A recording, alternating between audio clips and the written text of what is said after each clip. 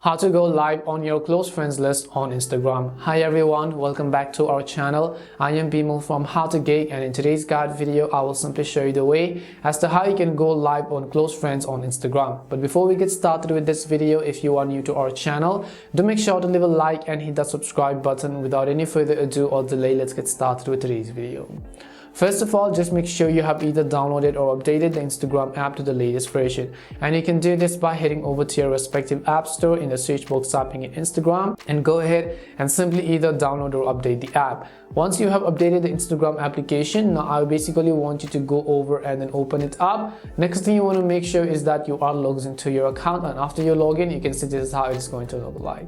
Now the very first thing you have to understand is that there isn't a direct way that you can share your live videos only with your close friends. However, there is another feature called practice mode, and you can go into practice mode and invite only some of the special people whom you want to join your live session with. So to do this, just tap on the plus icon as you would go about going live on Instagram and go to the live section.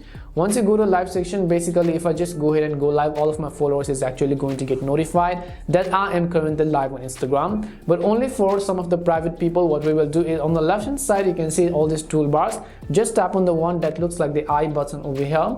Once you tap on this I icon, you can see public and you can see practice. So if you read over there, it says go live by yourself or with others to practice. Nobody will be notified, and you can change the audience when you're ready. So just tap on practice mode and select the set audience button, and now you can try to go live. Basically currently no one is able to join our live, but we can invite some of the private people we want to this our session.